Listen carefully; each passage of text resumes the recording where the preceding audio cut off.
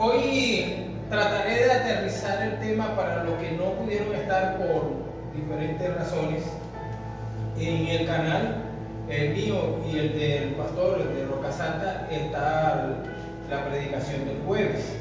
También hay unos enlaces para aquellos que les gusta de pronto profundizar un poquito sobre la obra redentora. Yo solamente di unas pinceladitas de la obra redentora de Cristo. Muchas veces se cae en diferentes movimientos y sectas, es porque no se lee la Sagrada Escritura y se tiene un conocimiento de la Sagrada Escritura en la base de lo que yo creo que debe de decir o lo que mi pastor cree que debe decir, sino que nosotros tenemos una herencia y es una herencia histórica. Y en esa herencia histórica nosotros nos fundamentamos, nosotros no hablamos nada por hablar, nosotros siempre tratamos de tener una evidencia de lo que los primeros cristianos pudieron soportar y los primeros 8 siglos de la cristiandad que estuvo unida. Después ya se comienza a tener un poco más la lupa del Señor. Bueno, hoy entramos a este tema que estamos tocando, más que de tocarlo como evidencia. Ustedes en YouTube van a encontrar muchas posiciones. Algunas de las posiciones son posiciones que son tomadas de versículos tras versículos, pero no con una historicidad. Y se habla cosas que solamente es de especulación. Cuando se habla de los 3 días de Jesús en el Seol, tenemos que comprender, y voy a tratar de hablar un poco sobre esa parte de por qué se llega a la conclusión o logramos poder analizar esa expresión de Seol, la tumba. ¿Quién quedó en la tumba? Porque antes de que Jesús fuera crucificado, tenemos que tener claro de que quién es Jesús. ¿Quién es Jesús para nosotros? Y si no se tiene claro que es el Verbo encarnado, porque es una de las cosas, es que no es un superhombre, como se ha tratado, y muchas de las iglesias han tratado de ver a Jesús como un superhombre, un mero superhombre. Y Jesús no es un superhombre, porque Dios se hubiera limitado de muchas cosas. Dios podía llenar a X hombre, como lo hizo en el pasado a los profetas, los llenaba, pero estaba siempre limitado. No estaba limitado en un cuerpo, limitado en un espíritu y limitado en una alma. Pero cuando el Verbo, el Dios Todopoderoso, el Verbo, la esencia de Dios en la persona de Jesús, que conocemos el Verbo encarnado, ya encontramos de que Dios no se limita en nada. No se limita en nada. Y tenemos que comprender ese traslado de las tinieblas a la luz, ese traslado que hubo de las tinieblas a la luz, porque si nosotros no logramos entender en tantos pasajes que nos habla de ese traslado que hace Dios a través del Verbo encarnado y llevarnos a la luz, nos va a quedar pesado ver a Jesús reflejado en nuestras vidas. ¿Por qué? Porque si no lo conocemos, no vamos a comprender que Jesús está en esa persona. Por eso nosotros debemos modelar la fe y la vida de Jesús. No podemos modelar religiones, no podemos modelar instituciones. Por decir algo, no podemos modelar el que yo soy de Roca Santa, que fue el problema de la iglesia del primer siglo. Yo soy de Apolo, yo soy de Pedro, yo soy de Cefa, yo soy de Antonio, yo soy de Juancho, y terminamos defendiendo más una congregación que los preceptos del Señor. Amén. ¿Que me congrego? Sí, ¿a dónde te congrego? Hombre, sí, me congrego en Roca Santa. Ahí, esa es la figura. Bueno, nosotros estuvimos hablando un poco sobre el credo de los apóstoles, en la versión más pequeña, la versión que logramos conocer como cristianos de corte romana, porque una de las cosas es que nosotros no somos budistas. Latinoamérica no es budista, tiene una herencia cristiana, desafortunadamente no con una visión clara. ¿Aló? No con una visión clara.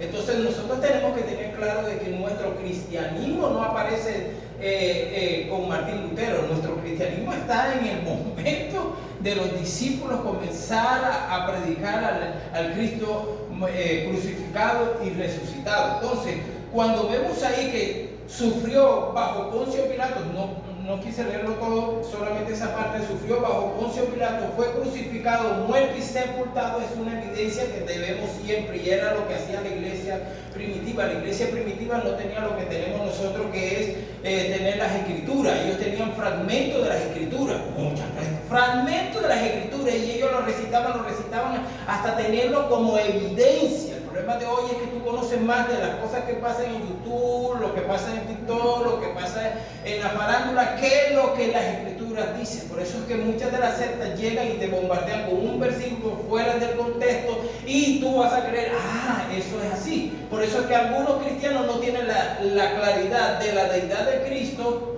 y se van a la inclinación que es meramente un hombre, como los testigos de Jehová, no, un Dios con D minúscula, un Dios inferior, o nos vamos al otro extremo de lo unicitario, que solamente Dios es todo, pero sin tener la claridad de que no se está hablando de que Dios es una persona. Dios es un ser, no una persona, un ser en tres divinas personas. Lo que pasa es que si la persona no ha nacido de nuevo, nunca va a lograr comprender esto. Solo el Espíritu Santo es el único que puede lograr llevarnos a ese conocimiento. Entonces dice, sufrió bajo Poncio Pilato, fue crucificado, muerto, sepultado, descendió a los infiernos. Esta expresión fue pasada después del siglo IV en adelante y se afirmó en el siglo VI, descendió a los infiernos. Entonces de ahí muchos han logrado no entender las palabras del apóstol Pedro, porque cuando nosotros miramos las palabras del apóstol Pedro, de que él bajó, entramos a muchas especulaciones. De hecho, muchos de algunas sectas y herejías comienzan a hablar de que Jesús estuvo en América cuando estuvo en los tres días.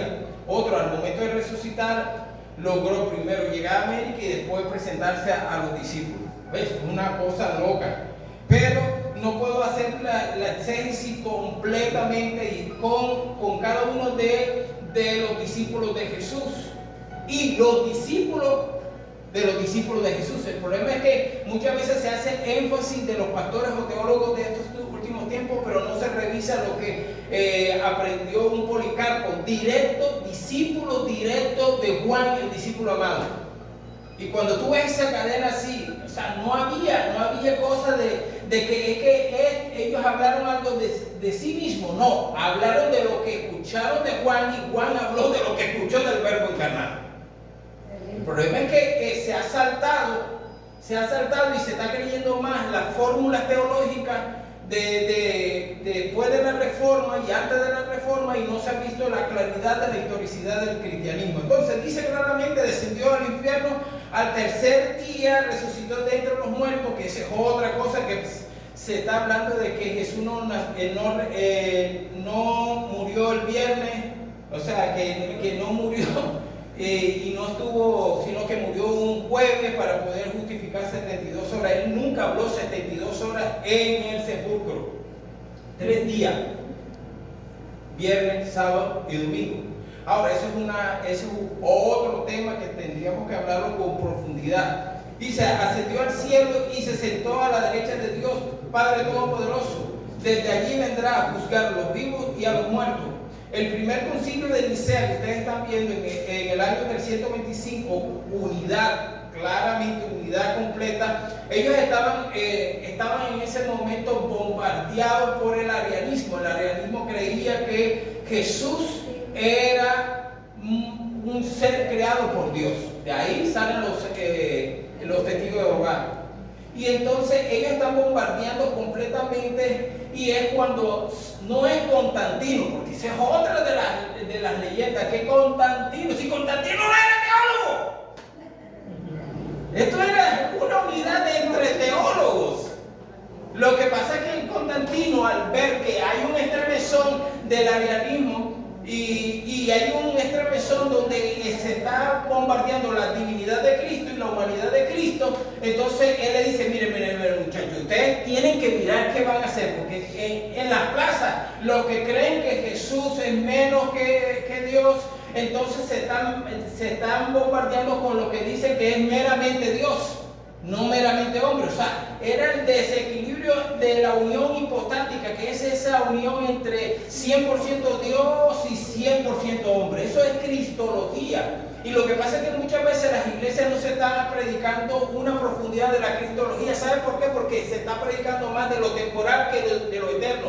¿Por qué los pastores están hablando más de lo temporal que de lo eterno? ¿Por qué? Porque su vanidad se está llegando a los púlpitos. Es más, se está hablando de una prosperidad. ¿Sabe para qué? Para yo poder llenarme los bolsillos. Aló, eso no le gusta a la gente. Entonces la gente que está llegando a nuestras iglesias es una gente que todavía no ha nacido de nuevo, y los que han nacido de nuevo no han entregado áreas de su vida, que una de esas áreas de su vida, ¿sabe qué? Sospechan, pero no lo dicen. Avaricia. Quiero el último carro, quiero la última casa, quiero. El cristianismo primitivo no estaba pensando en eso, estaba pensando en la eternidad. En cualquier momento me voy con el rey. En cualquier momento soy almuerzo, soy cena de los leones. Pero hoy estamos pensando en eso. Ahora, hay una realidad, sí es verdad, sí es verdad. Necesitamos la parte económica, pero la parte económica no puede ser la esencia de nosotros como cristianos, porque Él dijo: buscar primeramente el reino de Dios y su justicia, y todas estas cosas que ustedes necesitan vendrán por añadidura. Cuando tú buscas la añadidura, comienzas a dejar de ver a Jesús. ¿Aló? Pero cuando tú buscas más en la presencia del Señor y tú dices: papá, ayúdame, porque hay necesidad. Claro, hay necesidad. ¿Ustedes creen que el apóstol Pablo no tenía necesidad? Sí, sé vivir. ¡Wow! El problema es que no nos gusta vivir en la escasez.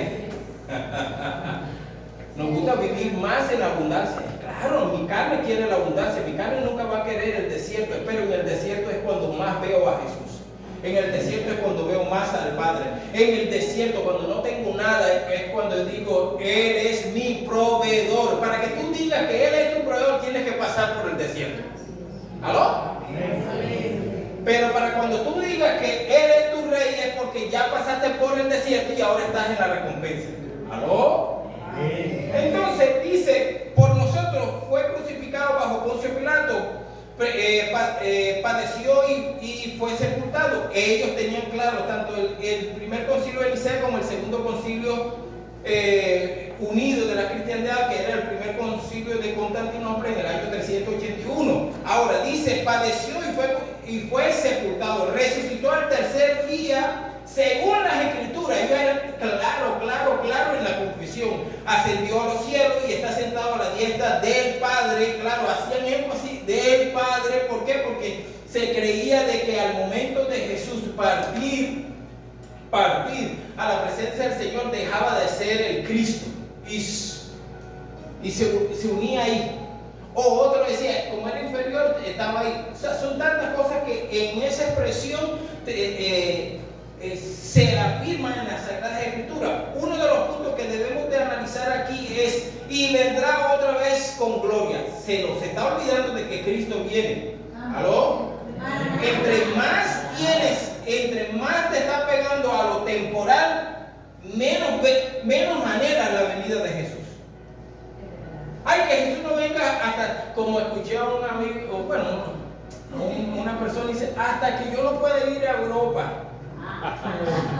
Ay, es que yo quiero ir a Europa. Oye, si vas para un lugar mucho mejor que Europa. Esta cosa tremenda, muchachos. Ahora, miremos hoy y recordemos todo sobre nuestro Redentor, el Goel, que lo hablamos ayer, el jueves, lo hablamos de una manera bien medio profundo, y lutro, que son dos expresiones, tanto en el hebreo como en el griego. Ahora, somos pasados el poder del Redentor, somos trasladados de la tiniebla a la luz, como dice Colosenses capítulo 1, versículos 13 y 14, porque Él nos libró del dominio de la tiniebla y nos trasladó al reino de su Hijo amado. Tengo que ir tan rápido, ¿sabe por qué? Porque son muchas cosas que tengo que decir. Ahora, versículo 14, en quien tenemos redención. Esa misma palabra en hebreo es goel, y en el texto griego que utiliza el apóstol Pablo es lutro. Y lutro es muy rico, esa expresión, para poder analizar ese rescate. Muchas veces es un rescate con violencia, otras veces es rescate pagando el precio por el esclavo. Dice, es el perdón de los pecados. Dios como Goel de su pueblo, como dice Isaías 41, que lo hablamos un poquito ayer, 41:14, dice, aunque sea un humilde gusano, oh Jacob, no tengas miedo, pueblo de Israel, porque yo te ayudaré. Yo soy Jehová, tu redentor. O sea, yo soy el único Goel. En la expresión hebrea ahí es, yo soy el único que te puedo rescatar, el único que te puedo redimir, el único que puedo ir y defenderte con tus enemigos. Yo soy el santo. Habla santo, santo ahí de Israel. El lutro, su significado, como le decía, rescate o redimir. Esto es el pago o la compra de la libertad de un esclavo. Solo Jesús podía hacer eso, más nadie, ninguna religión, nadie. Ningún pastor se puede atrever a decir de que yo te puedo bendecir. No, bendecimos a través de nuestro amado Salvador, el Señor Jesucristo. Declaramos la palabra a través de nuestro Señor. ¿Por qué? Por el poder del Espíritu Santo. El Espíritu Santo es Dios, no es una fuerza activa, no es una manifestación de vez en cuando, no, es la persona. Es la obra trinitaria. En la cruz hubo una obra trinitaria. El Padre, el Hijo y el Espíritu Santo estaban ahí haciendo todo el trabajo para poder salvarnos. Acuérdense que nosotros estábamos muertos. Tan solamente si comieres del árbol, ciertamente morirás. Ya estábamos muertos, pero ellos no quisieron rendirse. A veces nosotros nos rendimos. Marcos capítulo 10, versículo 45 dice, porque el Hijo del Hombre, Marco hablando de las palabras de nuestro Señor, dice, porque el Hijo del Hombre no vino para ser servido, sino para servir y para dar su vida. Ya ahí es la parte natural. El verbo hace énfasis de lo que el Juan, el profeta, que siempre se habla de Juan el Bautista. Juan era un profeta que bautizaba, no es Juan el Bautista, no es apellido Bautista. Juan el profeta que bautizaba, siempre dice, he aquí el Cordero de Dios que quita el pecado del mundo. Es claro, y muchas veces nosotros lo hacíamos como letanía en la iglesia tradicional. He aquí el Cordero de Dios que quita el pecado del mundo, ¿cierto? Bueno, ya no se acuerdan. Pues yo sí me acuerdo, hermano. Yo no estuve en el budismo. Ahora, Mateo hace énfasis, Marco hace énfasis al pueblo griego, porque Marco le está hablando a personas griegas. Entonces hace énfasis también de esa expresión rescate. Pero Mateo, que le habla directamente, porque Mateo es escrito inicialmente en hebreo, hace énfasis de Goel. Dice, como el Hijo del Hombre, que no vino para ser servido, sino para servir y para dar su vida en rescate. Esa expresión es Goel. Por todos. Ahora, nuestro Señor y Salvador Jesucristo, el Verbo encarnado, pagó la deuda de muerte que teníamos. Nos compró, nos rescató del dominio de las tinieblas, haciéndonos libres de toda condenación. Por eso es que Pablo hace mucho énfasis, que no hay condenación a los que estamos en. O sea, nadie puede condenarte.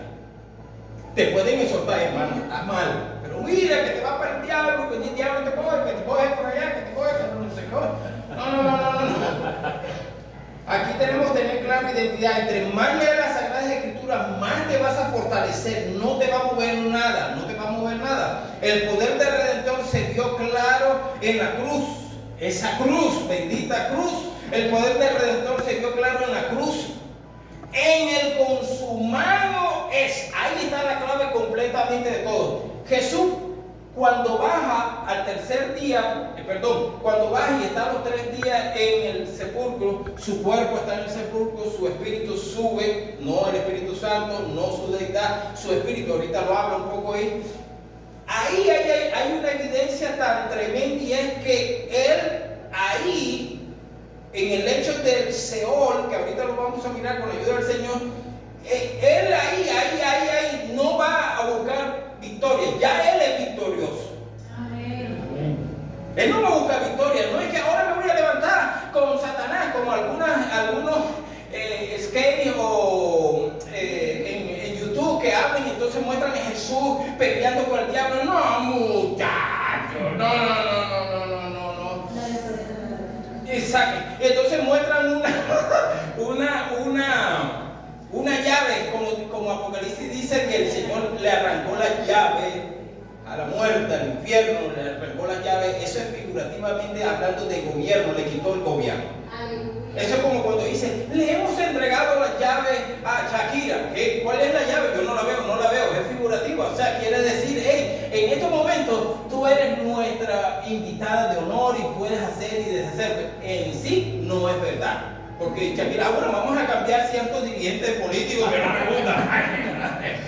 Entonces, algo que aquí logramos entender un poco más en la cruz, dice, en este día dejemos que el apóstol Pablo nos dé la revelación del Espíritu Santo. El Espíritu Santo llenando al apóstol Pablo, dice, ¿qué pasó en la cruz? Además de la obra redentora de nuestro Señor. En la cruz consumado es completamente todo lo que nos detenía el acceso, todo lo que no podíamos llegar al Padre. Fíjense que el único que nos revela el Padre es Jesús. No hay mejor tratado cristológico y trinitario que Juan. Amén. Ahí está todo.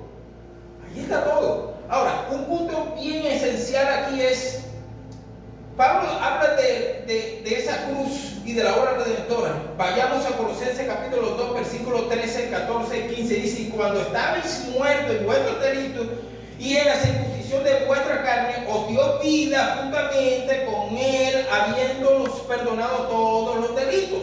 Ok, ahí es completamente el Cordero de Dios.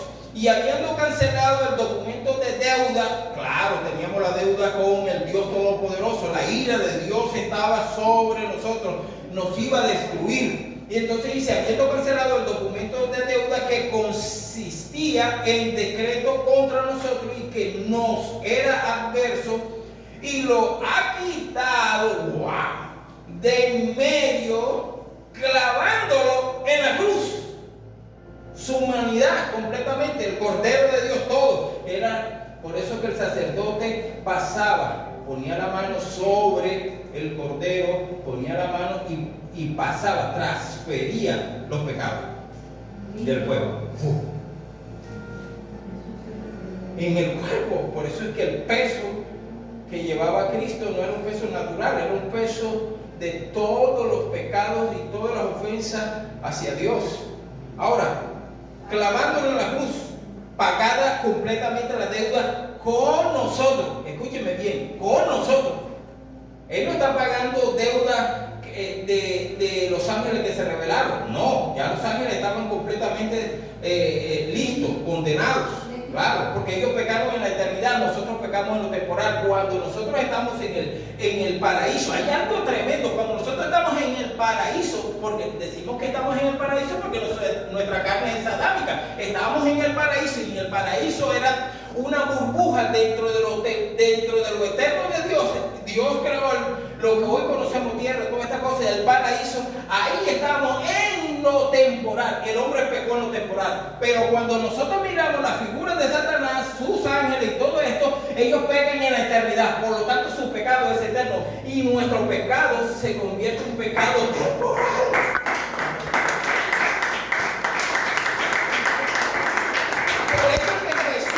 Por eso es que Jesús, nuestro pecado se vuelve eterno cuando nosotros no aceptamos a Jesús como Señor y Salvador. Estamos diciendo, ¿sabes qué? Lo que tú hiciste en la cruz, no, a mí no me interesa tener ninguna relación buena contigo. ¿Sabes qué? No me interesa la cruz, no me interesa. Entonces se convierte eterno.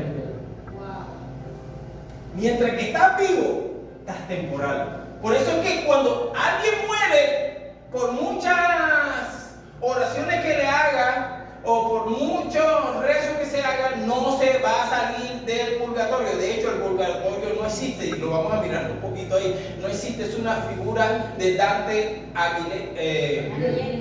Alighieri. Esa es otra canción. Ojo, no es una metáfora este versículo, no es una metáfora en el versículo 15. Y despojando a los principales y a las potestades, los exhibió públicamente triunfando sobre ellos en la cruz.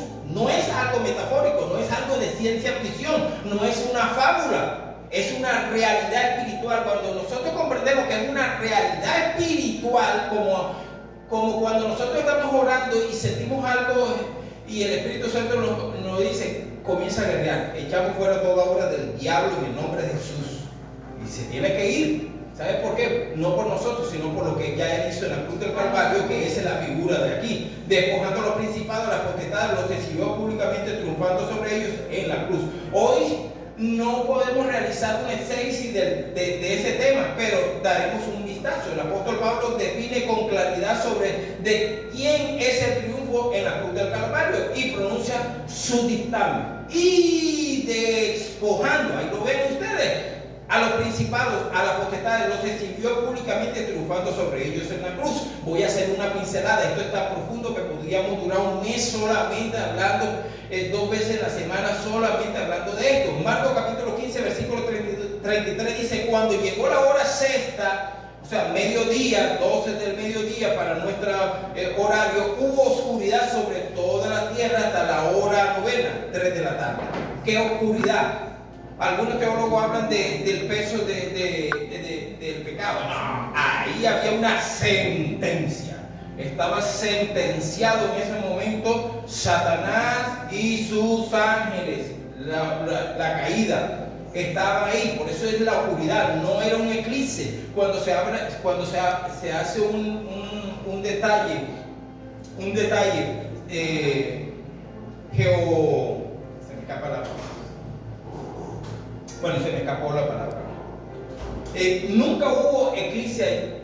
Nunca hubo eclipse. ¿Un eclipse? ¿Cuánto dura un eclipse? ¿Cuánto más o menos?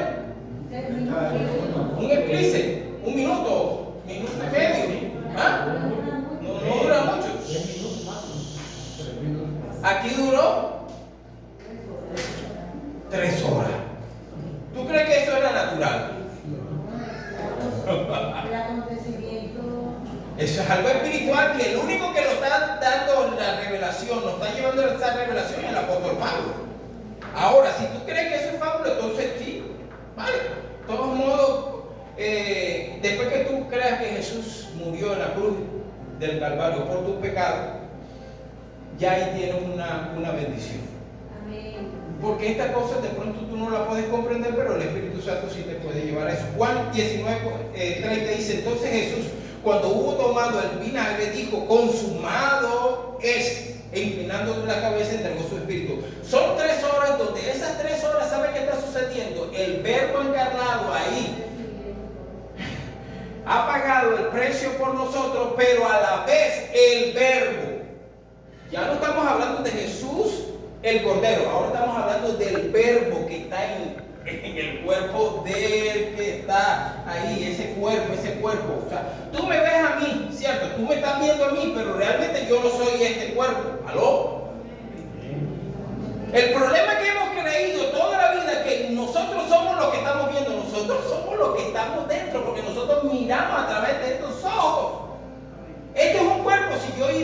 Si yo voy a la luna, necesitaría un traje especial. Este es el traje especial para estar en lo temporal. Cuando nosotros resucitemos con Cristo, tendremos el traje especial para estar en la eternidad.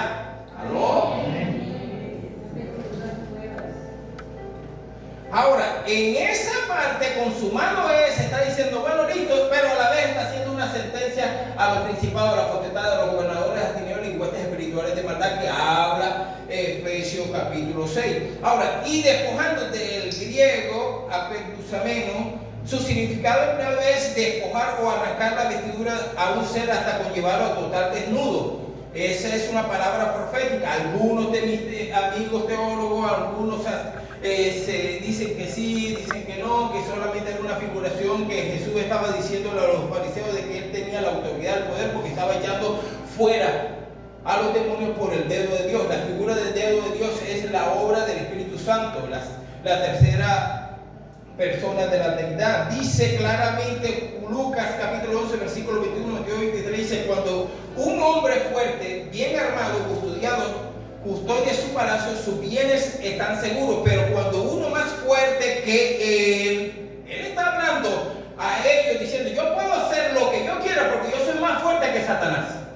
Él está diciendo eso. Pero Pablo no está diciendo qué estaba sucediendo en la cruz del Calvario con esta expresión. Uno más fuerte que él lo ataca y lo vence. Le quita todas sus armas en las cuales había confiado y destruye su botín.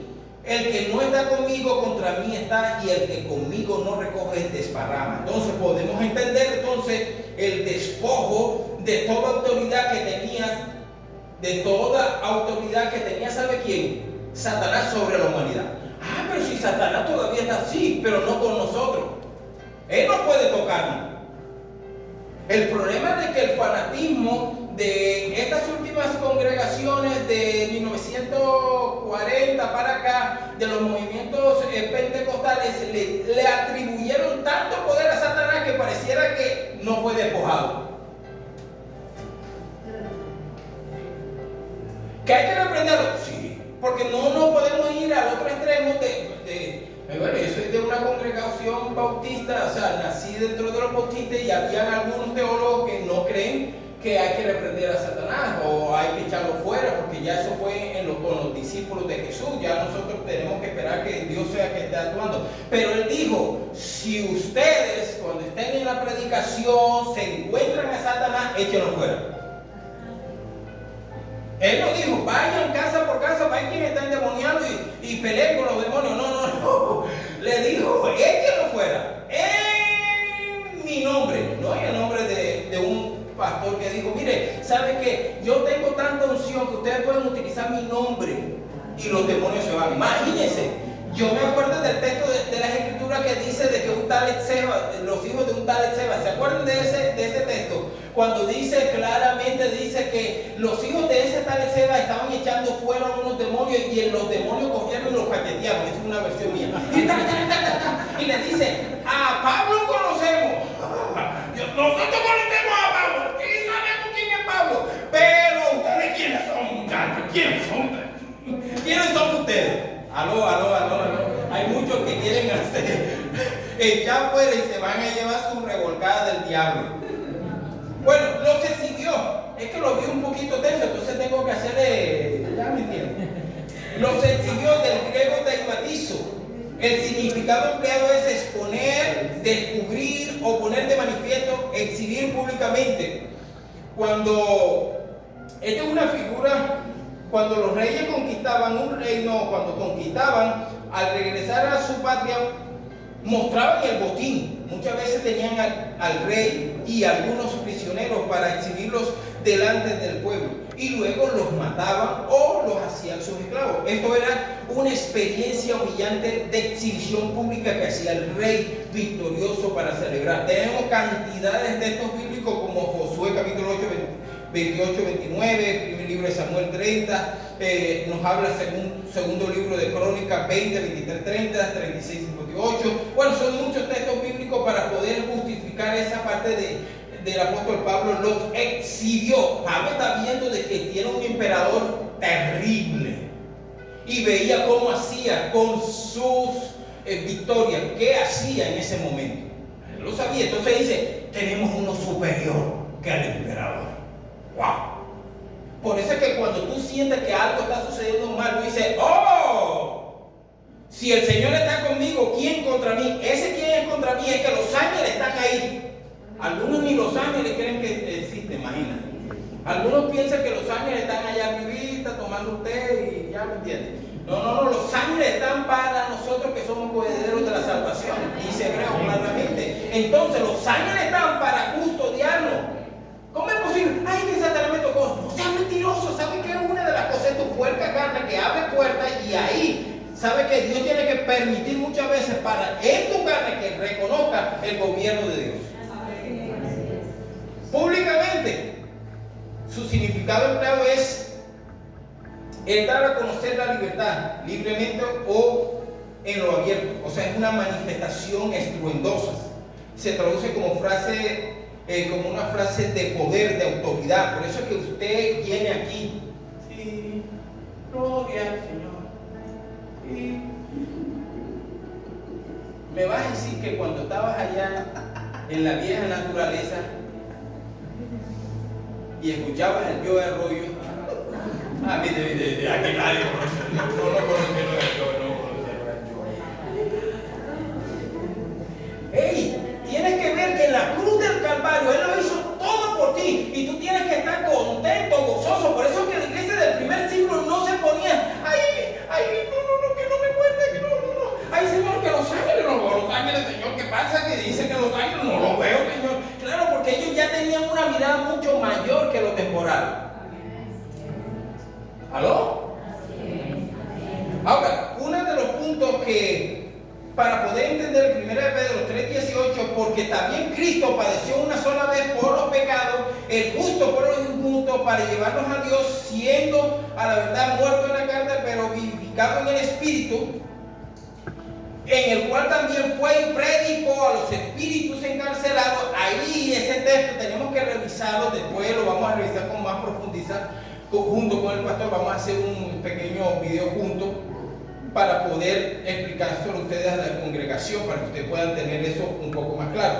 Ahí nunca se está hablando de descenso, pero se deja una puerta abierta.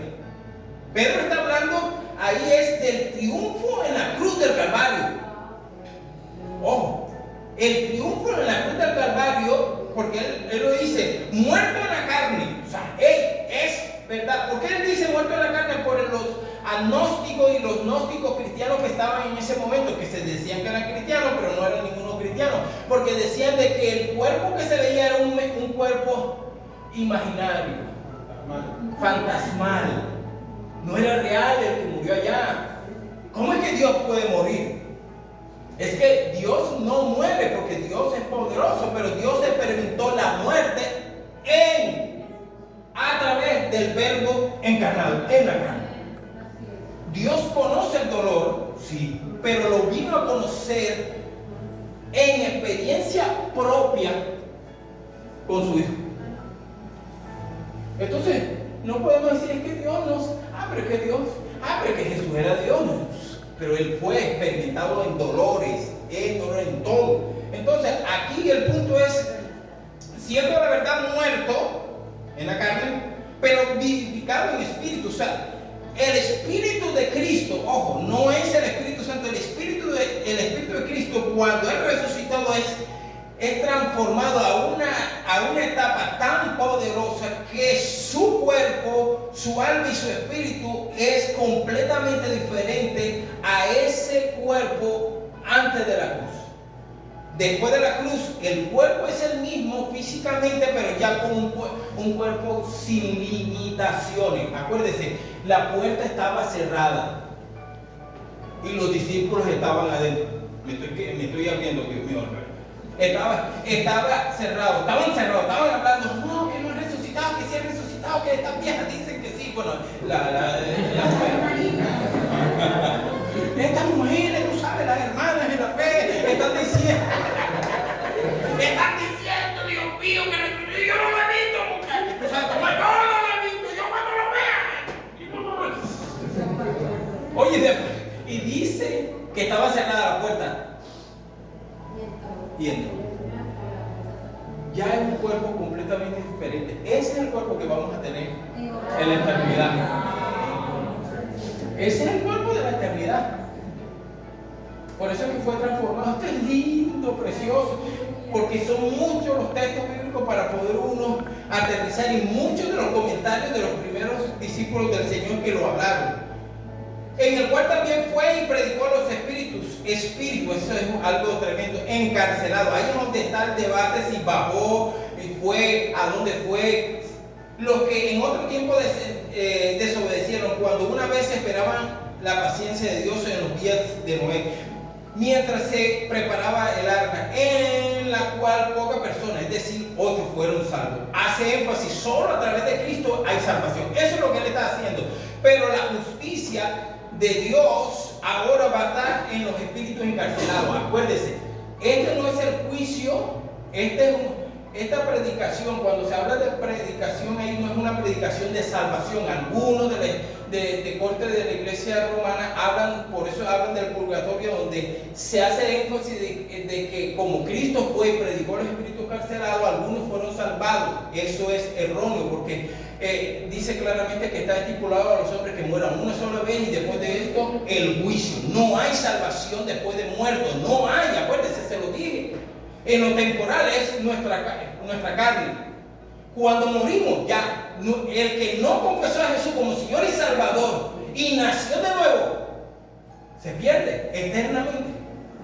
No hay oración, ayuno, muchachos, tú puedes hacer lo que sea. ¿Tú crees cómo fueron organizadas las capillas, las catedrales, las Sixtinas y todo esto con este cuento? Hey, tú sabes que el viejo tuyo era borrachón.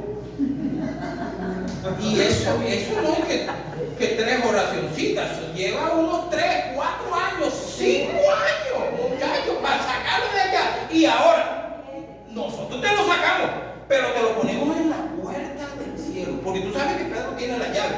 Tú sabes que Pedro tiene la llave. Y él es el único que dice sí o no. Ya no es la responsabilidad de nosotros. ¡Ay, qué lindo! Entonces, de buen corazón, si tú ves y Dios te lo toca, se parece mucho a los de hoy. Puedes dar una puerta, una ventana. Hombre, hermanito, yo te doy, te construyo la catedral, lo que tú quieras, puta, que me saque el viejo, mano. Sácame el viejito. Ya pillan. Tengo todos los argumentos para hablar históricamente de toda la barbaridad que hicieron muchos de los hermanos cristianos, entre comillas, de corte romano. Pero eso no es el tema.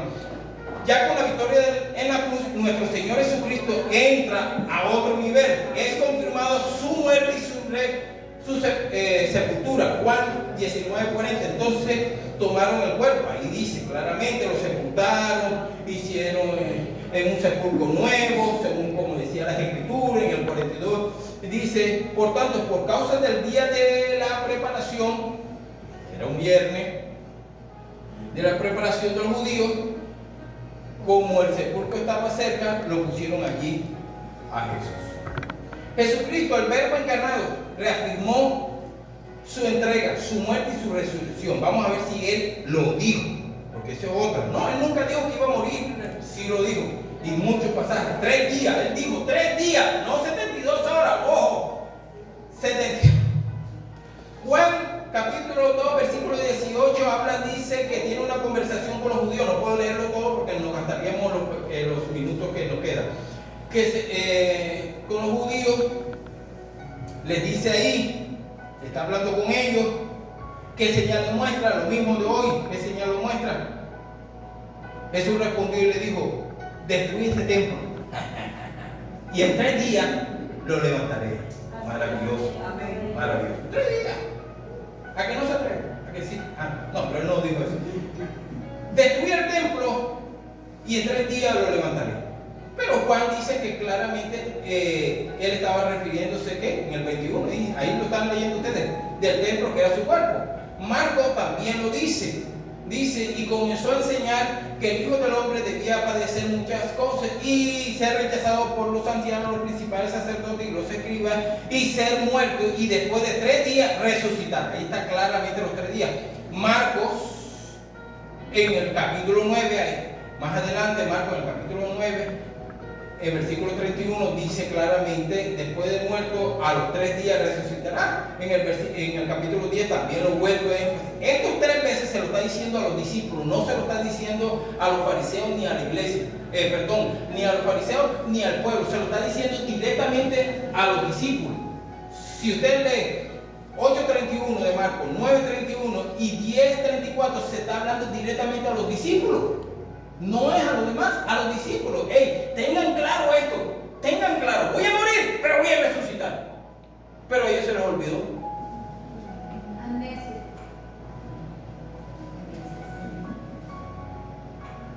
¿Presentían los religiosos y los fariseos que Jesús resucitaría? Ellos presentían. Vamos a ver, Mateo 27, 62, 63, 64, dice: al día siguiente que es el día después de la preparación, se reunieron ante Pilato los principales sacerdotes y los fariseos y le dijeron: Señor, nos acordamos, qué lindo, aún Aún los impíos recuerdan la palabra de Jesús. Nadie, pues si es que a mí nadie me ha dicho nada. Nos acordamos que cuando aquel engañador, sí, cómo no, aún vivía, dijo, después de 3 días resucitaré. Wow. Por eso ordena que el sepulcro quede asegurado hasta el 3er día. Wow. Aquí hay una hipótesis. ¿Por qué el Señor permite que ellos hagan eso? Porque acuérdate que el Señor pone el querer como el hacer. Le puso a Faraón endurecer el corazón. ¿Aló? Nada se le escapa al Dios Todopoderoso. Nada. Comenzó el Espíritu Santo a tocarlo. Acuérdate que dijo. Acuérdate, era el Espíritu Santo recordándole, muchachos. ¿Por qué? Porque acuérdense de que el cuerpo de Moisés fue ¿qué? Muchachos, pero si ustedes leen la Biblia, igual que yo. Hubo un combate de qué? ¿Del cuerpo de quién? Claro, porque quería disputar el cuerpo de Moisés. Quería pelearlo. Esa es la figura de por qué Dios. Es una hipótesis. Una hipótesis. Yo no estoy diciendo que 100% es una hipótesis de por qué el Señor lo pone para que los demonios no vengan y usurpen el cuerpo del Señor, lo saquen y otra, lo contaminen. Por eso que los ángeles, cuando el cuerpo entra a la tumba, los ángeles están ahí.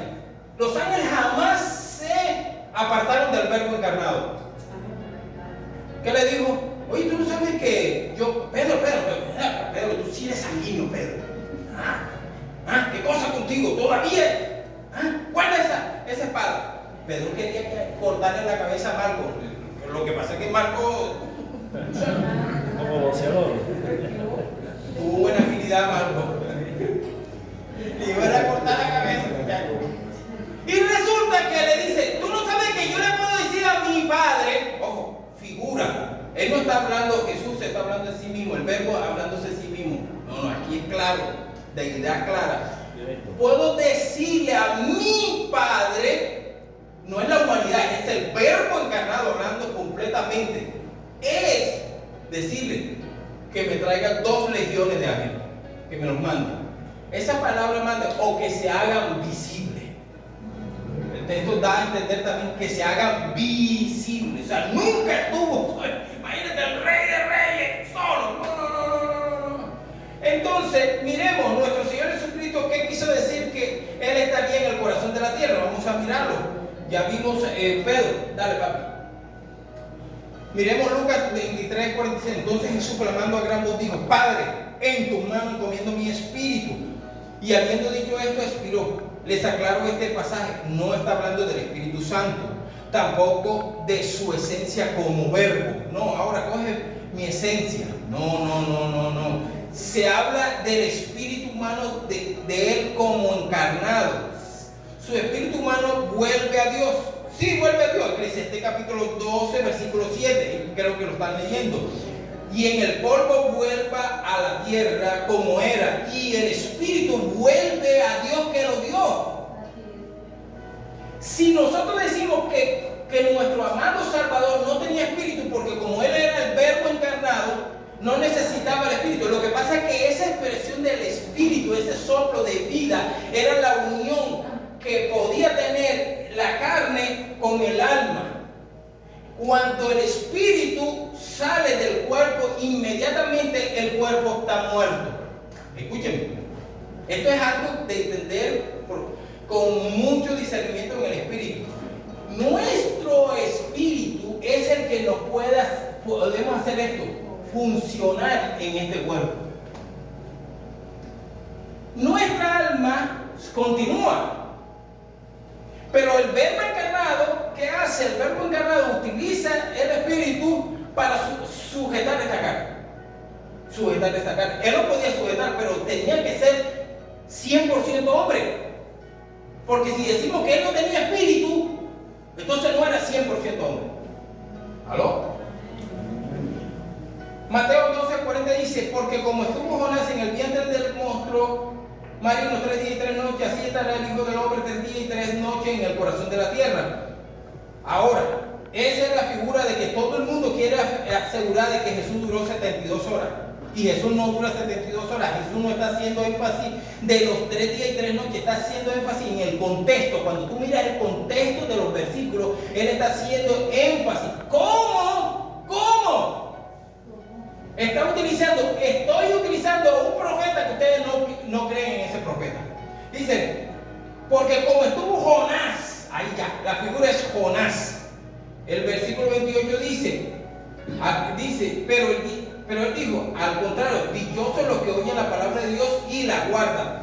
Versículo 29 de Lucas 11:29, como la multitud se aglomeraba, comenzó a decir, esta generación es una generación perversa, busca señales y ninguna señal se le dará sino la señal de ¿quién? De Jonás. Está haciendo énfasis de ¿quién? De Jonás, no está haciendo énfasis de los 3 días. Ahora, Lucas 11:30 dice, porque de la misma manera que Jonás vino a ser una señal para los ninivitas, así también lo será el Hijo del Hombre para esta generación. Ahora, el énfasis primario, antes de tener la mente en lo que Pedro está diciendo de que bajó y predicó a los espíritus carcelados, tenemos que tener la mente primaria. ¿Qué es el énfasis primario del contexto del pasaje? Es la incredulidad del sistema religioso y la condición espiritual del pueblo. Y como Jonás fue despedido de su encierro, que era la figura de ¿qué? Del pez, para ir a predicar a Nínive, así saldría Jesús de la tumba. ¿Ya me hago entender ahí? La comparación. Para dar luego comisión o delegar a su discípulo de ir a predicar el evangelio por todo. Ahora, rápidamente, ¿por qué ellos no creían? ¿Por qué ellos no creían en esa figura de los fariseos y toda esta cosa? Porque ellos no creían que Jonás fuera un profeta verdadero. ¿Sabes por qué? Porque Jonás nació en Gat-Hefer, que era de la tribu de Zabulón, a pocos kilómetros de Nazaret. Era todo el territorio de Nazaret. Por eso que Juan 1:46 dice, Natanael le dijo, ¿de Nazaret puede salir algo bueno? Ya lo ven. De Nazaret puede salir algo bueno. O sea, de Galilea puede salir algo bueno. Ese profeta chimbo y que estuvo en un pez y que estuvo allá con los ninivitas, es puro cuento de ese profeta, es puro cuento. No creían en los profetas, no creían en ese profeta. Juan 7:51 lo reafirma.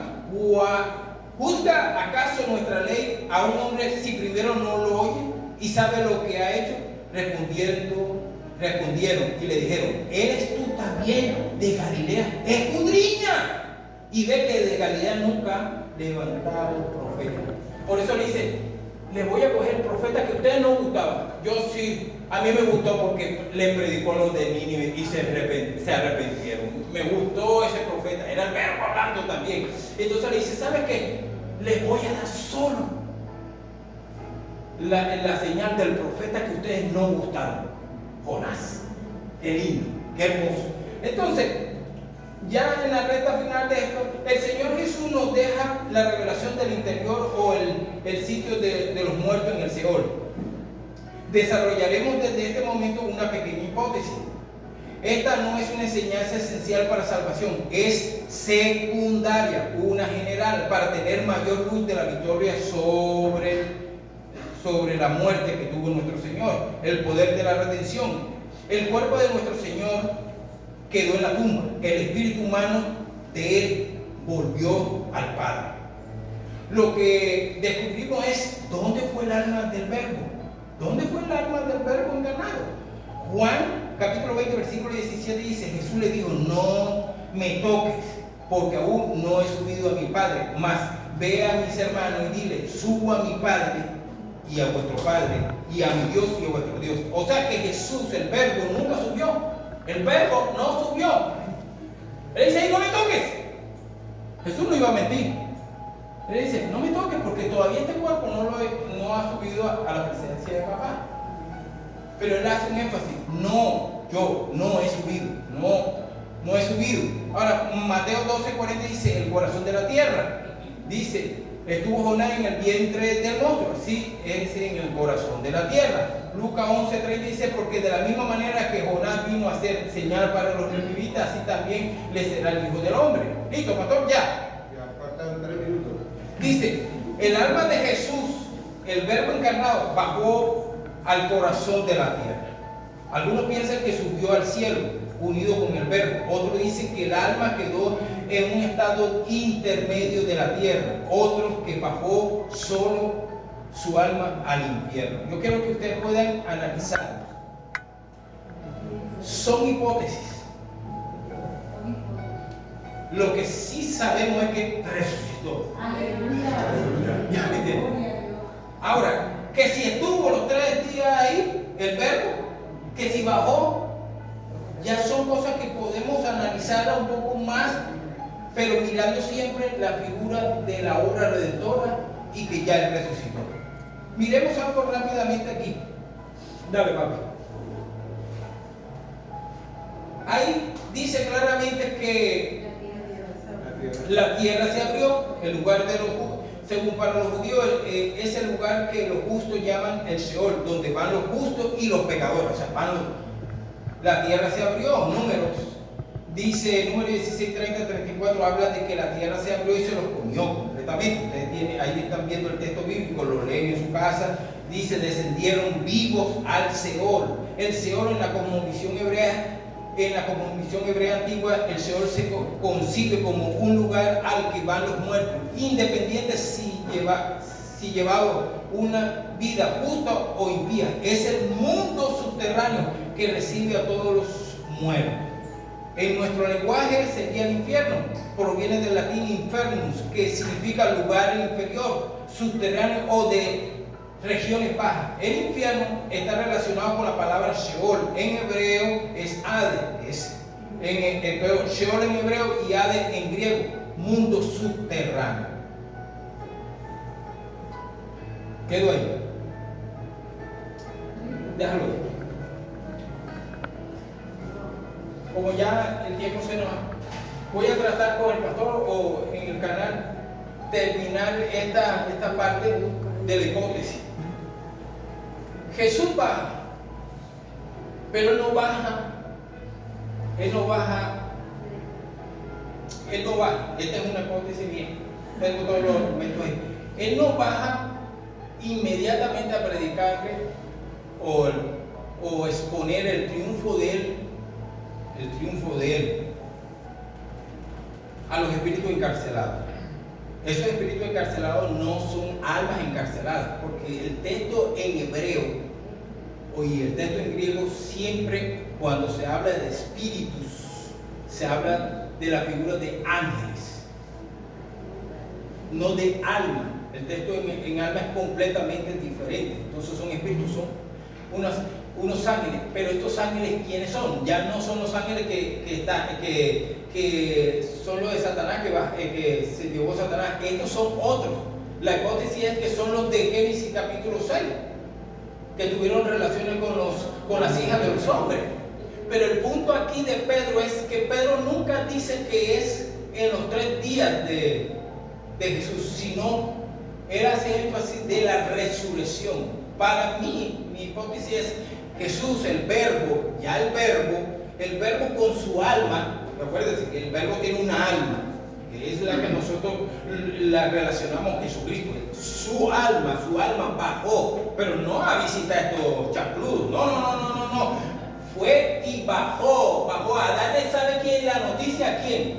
A los del seno de Abraham. A los que estaban esperando la promesa. Yo sé que mi Redentor vive y de este polvo se levantará. Él va a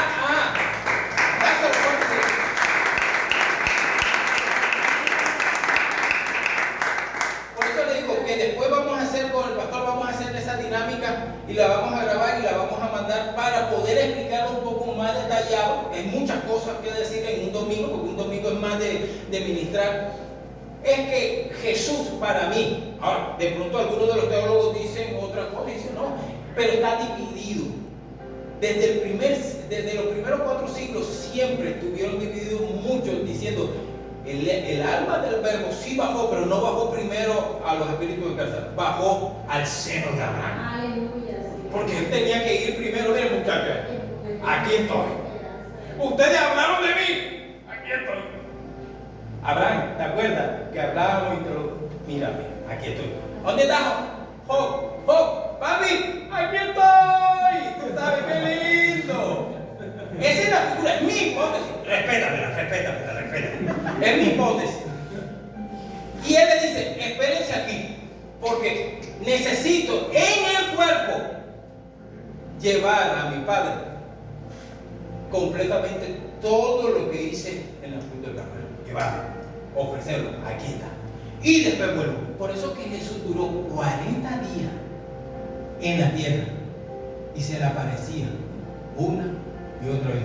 Y cuando no se aparecían, ¿dónde estaba? Una de las hipótesis es que fue y sacó a todos los que estaban en el seno de Abraham. Hoy en día el seno de Abraham está vacío, no hay nadie. No hay nadie. Todos subieron al paraíso, que es la figura que el ladrón encarcelado, el ladrón arrepentido le dice, hoy mismo estarás en el paraíso, no en el cielo enseguida, sino el segundo paraíso, que es el seno de Abraham, y después lo subió al paraíso. ¡Wow! ¡Qué lindo! Dale, papá. Vamos a